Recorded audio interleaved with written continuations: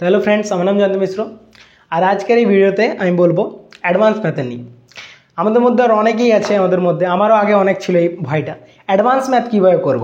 কারণ এত formula, sine theta, cos theta, triangle, তো ট্রায়াঙ্গেল আর ইন্টু এস, এরিয়া এ, ওই মানে এত আছে ফর্মুলা রাখতে গেলে তো কোনদিন শেষই হবে না, এত ফর্মুলা আছে।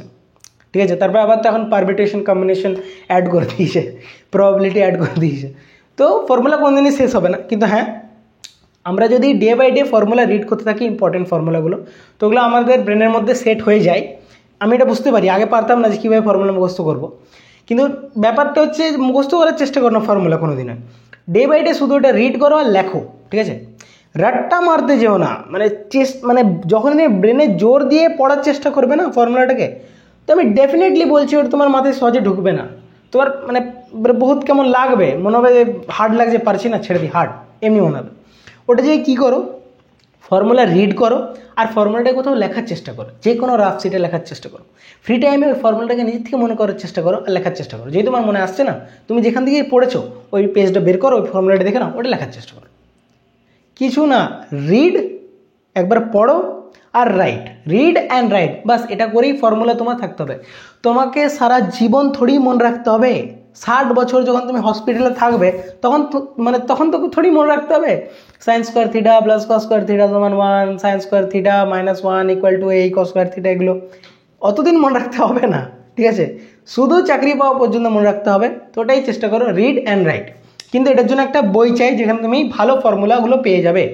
তো আমি ওইখানে এই জন্যই একটা বই সাজেস্ট করবো আজকে। ঠিক আছে, আমি এই বইটা সাজেস্ট করছি, ম্যাথ কনসেপ্ট কিং গগন প্রতাপ। আমি আগেও এই বইটার নাম করেছি অনেকবার। ঠিক আছে, আমি যখন সিজিএল মেন্স দিয়েছিলাম তখন তো এই বইটা নিয়ে জানতাম না। ঠিক আছে, কিন্তু মেন্স দেওয়ার পর এই বইটাকে আমি জেনেছি, তো আমার বইটা ভালো লেগেছে। কারণ এই বইটাতে অ্যাডভান্স ম্যাথের ফর্মুলাগুলোকে খুব সুন্দরভাবে সাজানো আছে। শুধু অ্যাডভান্স ম্যাথই নয়, মানে পাটিগণিতও সাজানো আছে, অ্যারিথমেটিকও।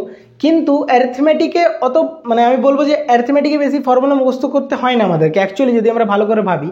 তো অ্যারিথমেটিকটা এমন একটা টপিক যেটা মানে পুরোপুরি আন্ডারস্ট্যান্ডিংয়ের উপরে নির্ভর। তুমি যদি ভালো করে বুঝতে পারো যে বলতে কি চাইছে, কেহনা क्या चाहता है, তাহলে তুমি অ্যারিথমেটিক বা পাটিগণিতটা করতে পারবে।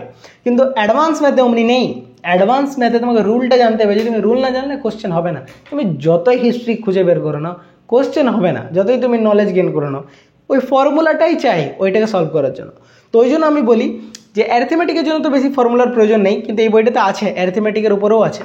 কিন্তু অ্যাডভান্স ম্যাথের ফর্মুলাগুলো খুব দারুণভাবে দেওয়া আছে এই বইটাতে। সেটা সার্কেল বলো, ট্রায়াঙ্গেল বলো, রেক্টেঙ্গেল বলো, মেনসুরেশন 2D 3D, আর খুব সুন্দরভাবে সাব টপিকগুলো দেওয়া আছে, ভাগ করা আছে, শুধু ট্রায়াঙ্গেল, শুধু রেক্টাঙ্গেল, এমনি করে ফর্মুলাগুলো লাইন বাই লাইন সাজানো আছে। আর খুব ডেপথে এক্সপ্লেন করা আছে, এটাই সব থেকে বড় কথা। ফর্মুলা এমন একটা জিনিস যে তুমি একবার পড়লে ভুলে যাবে, কিন্তু তুমি যদি ডেপথে ভালো করে একটু বোঝার চেষ্টা করো, তো ওটা অনেকদিন মাথায় থাকবে। ঠিক আছে, তো এটা খুব সুন্দর ডেপথে এক্সপ্লেন করে রেখেছে ফর্মুলাগুলোকে এই ম্যাথ কনসেপ্ট কি গগন প্রতাপ স্যারের বইটা। এটা ছাড়া আরেকটা বইও অনেক চলে মার্কেটে। ঠিক আছে, সেটা ওই আদিত্য রঞ্জন স্যারের ব্রহ্মাস্ত্র বলে একটা বই আছে। ঠিক আছে, ফর্মুলা বুক, ওই বইটা ভালো চলে।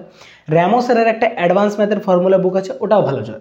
অ্যাকচুয়ালি কী বলো তো, কোনো বই খারাপ নয়। ঠিক আছে, আমার তো কোনো বই খারাপ লাগে না বলতে গেলে। যদি আমি ইংলিশের বলি, বাংলা আমি আসছি না। ঠিক আছে, বাংলায় সত্যি খারাপ বই হয়। তো যেটা আমি বলছি, মজা করছিলাম। তো যেটা বলছি যে ইংলিশের বলতে গেলে যে কন্টেন্টগুলো আছে, এই যে স্যারগুলো আছে, গগন প্রতাপ স্যার, র্যামো স্যার, আদিত্য রঞ্জন স্যার, তো কারো বই বলতে গেলে খারাপ না। ঠিক আছে, সবার বই ভালো। আমি শুধু এই বইটা দেখলাম বলে এই বইটা তোমাদের কাছে নামটা করছি। এই বইটা ভালো বই, তো চাইলে এই বইটা নিতে পারো, math concept king by Gagan Pratap sir.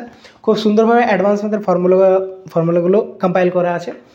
চেষ্টা করো বইটাকে যতবার পড়ার আর লেখার, এটাই চেষ্টা করো। বাস এমনি করতে করতেই ফর্মুলাগুলো আমাদের মাথায় থাকে। ঠিক আছে, আমাদেরকে সারা জীবন থোড়েই ফর্মুলা মুখস্থ করতে হবে, শুধু এক্সামস ক্র্যাক করতে হবে বাস। তো এক্সামসের দিন অবধি ভালো করে পড়তে থাকো। ঠিক আছে, তো আশা করছি আমি বুঝাতে পারলাম যে অ্যাডভান্স ম্যাথ এমন একটা জিনিস, যেহেতু তুমি ফর্মুলা জানবে তত তুমি কনফিডেন্স পাবে এক্সামসে, আর যত তুমি প্র্যাকটিস করবে। একটা সত্যি কথা বলতে, ম্যাথ আর রিজনিং এই দুটো প্র্যাকটিসের উপরেই বহুত ইম্পর্টেন্ট। ঠিক আছে, ম্যাথ আর রিজনিং তুমি যত প্র্যাকটিস করবে ডে বাই ডে ইম্প্রুভ হবেই।